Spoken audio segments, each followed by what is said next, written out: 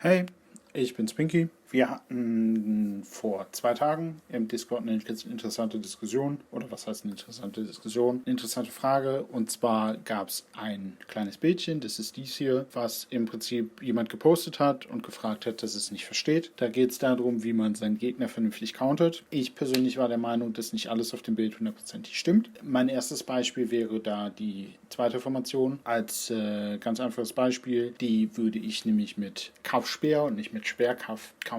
Warum, würde ich euch jetzt mal versuchen, so kurz und knackig wie möglich zu erklären und euch dann vielleicht auch mal versuchen zu erklären, wie man das Ganze praktisch mitnimmt. Erstens natürlich grundsätzlich zu wissen, wie das Countering funktioniert. Dafür hatte ich auch mit Bogenschützen schon mal so eine bisschen verrücktere Zeichnung gemacht bei den Bogenschützen. Wenn wir das Ganze jetzt auf diese Formation anwenden, auf diese Doppelformation, dann muss man einfach immer wissen, wenn man gegen eine Doppellinie vom Gegner spielt, dann ist das beste Ergebnis, was man erreichen kann, 150% Schaden vom Gegner zu kriegen. Sagen wir also, der Gegner läuft im Speer und die schickt Infanterie, dann kriegt eure Infanterie von der gegnerischen Infanterie 100% Schaden und von den gegnerischen Speerkämpfern 50% Schaden. Kombiniert sind es 150%. Das ist natürlich nicht immer richtig so, aber um das vereinfacht darzustellen, würdet ihr jetzt gegen Infanterie-Speerkämpfer selber Speerkämpfer laufen, kriegt ihr 300% Schaden, weil ihr werdet ja von den Infanteristen gecountert, heißt ihr kriegt doppelten Schaden. Die Speerkämpfer sind neutral gegen eure Speerkämpfer, heißt normalen Schaden. Das ist 300% Schaden. Lauft ihr dagegen Kaff, countert ihr die gegnerische Infanterie 50% Schaden und kriegt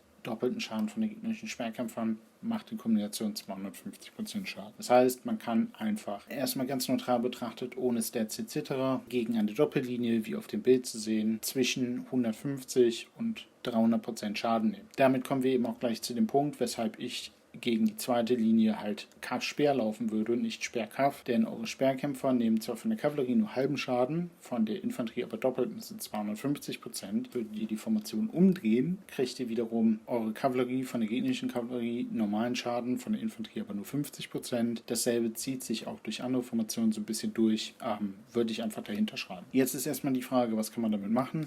Zum einen geht es mal wieder so ein bisschen darum, euch zu erinnern, wenn ihr PvP spielt, anbabbelt, benutzt die sofortige Ausgangssperre. Das Ganze ist unfassbar nützlich. Zum einen geht es darum, euer Gegner kann nie hundertprozentig wissen, wie viele Truppen ihr wirklich habt, wenn er euch nie spioniert oder euch angreift und mindestens einen Überlebenden hat. Und zum anderen geht es eben auch darum, euer Gegner kann nicht wissen, welche Truppen ihr habt. Ich würde das Ganze jetzt einmal mit einem sehr einfachen Beispiel einblenden. Und zwar seht ihr hier eine relativ kleine Truppe. Der Scout ist irgendein gespeicherter von jemandem anders, ist auch uralt, darum geht es jetzt auch gar nicht, aber ihr seht zum Beispiel, der Gegner hat so gut wie keine Kavallerie, keine Bogenschützen. Bogenschützen sind übrigens immer schadensneutral gegen den Gegner. Vom Prinzip her müsstet ihr dann sehen, wenn das Ganze auf 3 Linien läuft, nicht auf, oder auf 4 Linien, nicht auf 2. Vom Prinzip her muss man dann natürlich sehen, wenn das Ganze auf 4 Linien läuft, nicht auf 2, muss man sich halt einfach überlegen, wie kann man die Schadensanteile am besten verteilen. In diesem Beispiel hat der Gegner mit Abstand am meisten Infanterie, das heißt, es wäre eine gute Variante, Kavallerie zu laufen zum Beispiel, weil der größte Anteil des Gegners keinen guten Schaden gegen Kavallerie macht.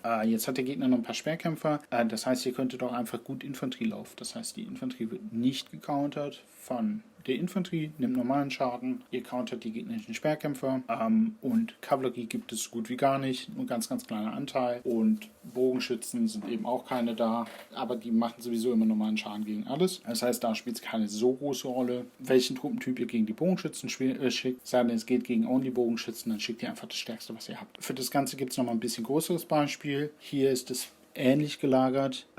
Es gibt relativ wenig Infanterie, es gibt recht viel Kavallerie und ziemlich viele Speerkämpfer. Das heißt, was man hier auf jeden Fall gut machen könnte, ist einfach erstmal Speerkämpfer laufen. Denn der kleinste Anteil des Gegners sind Infanteristen.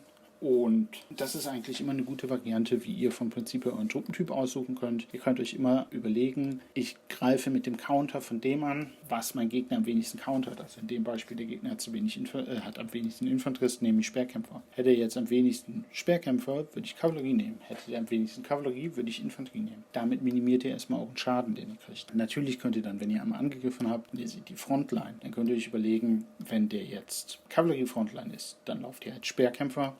Völlig egal, wie viel Infanterie der hat, weil ihr euch dann überlegt, ich möchte gerne maximalen Schaden machen. Aber ihr könntet euch eben auch überlegen, wenn wie jetzt in dem Beispiel, der Gegner Speerkämpfer Frontline ist und ihr normalerweise Infanterie laufen würdet, aber der Gegner hat ja noch sehr, sehr viele Kavalleristen, dann könntet ihr trotzdem mit einer Speerkämpfer Frontline laufen, die eben von den Speerkämpfern wenig Schaden kriegt, die Kavalleristen countert, also von den Kavalleristen noch weniger, und ihr lauft dahinter einfach dann Infanterie oben dann Speerfront, möglichst viel Schaden aufzuhalten, um mit euren Infanteristen dahinter möglichst viele Speerkämpfer vom Gegner zu töten. Das ist dann auch um den Bogen nochmal zur Grafik vom Anfang zu schließen, immer auf der Gedanke hinter diesen Two-Lines. Grundsätzlich vielleicht nochmal ganz kurz, ihr könnt eure Formationen immer hier finden. Dafür geht ihr einfach auf das Militärgelände und seht dann hier die verschiedensten Formationen. Es ist also immer so, die ersten beiden, die ihr im Namen seht, Infanterie, Kavallerie zum Beispiel, ist Infanterie vorne, Kavallerie dahinter. Der dritte Truppentyp ist immer der in der dritten Linie, also in dem Fall jetzt Speerkämpfer, und Bogenschützen sind immer hinten. Es gibt keine Formation, wo Bogenschützen weiter vorne stehen. Vielleicht noch ein ganz kleines letztes Beispiel, was könnte man mit dem Ganzen machen? Wir nehmen zum Beispiel jetzt mal hier als Beispiel Infanterie-Kavallerie-Formation und ihr spielt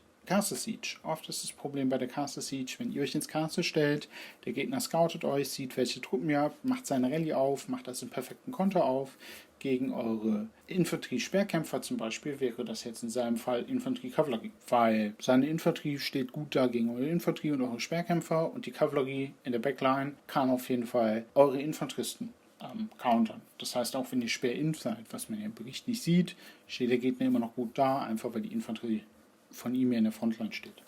Wichtig bei so einem Beispiel ist, dass derjenige, der die Stadt hält, auf jeden Fall die Backline schickt. Sagen wir, ich halte die Stadt, dann schicke ich nur Speerkämpfer. Alle, die mich verstärken, schicken Infanterie und Speerkämpfer. Jetzt scoutet der Gegner, macht eine 5-Minuten-Rallye, scoutet euch, ihr seht, wie die Rallye voller und voller wird, und dann von mir aus, wenn seine Rallye noch 1 Minute hat, fangt ihr an, die Infanteristen zurückzuschicken und schickt stattdessen Kavallerie ein. Dann seid ihr plötzlich nicht mehr Infanterie-Speerkämpfer, sondern ihr seid Kampfspeer. Und wenn er dann im Kampf gegen euch läuft, ist das Problem, eure Kavallerie countert seine Infanterie und steht schadensneutral gegen ihre Kavallerie. Und eure Speerkämpfer können sich um die Kavallerie vom Gegner kümmern, sobald die Infanterie tot ist. Das ist natürlich nur so ein Idealbeispiel, aber so kann man eben mit Informationsschieben, zum Beispiel auch in der Castle Siege, einfach ein bisschen was machen. Ich hoffe, das Ganze war nicht zu trocken und erklärt vielleicht so ein bisschen, wie das Countern funktioniert. Und ansonsten, wenn ihr Fragen habt, hey, schreibt mich an.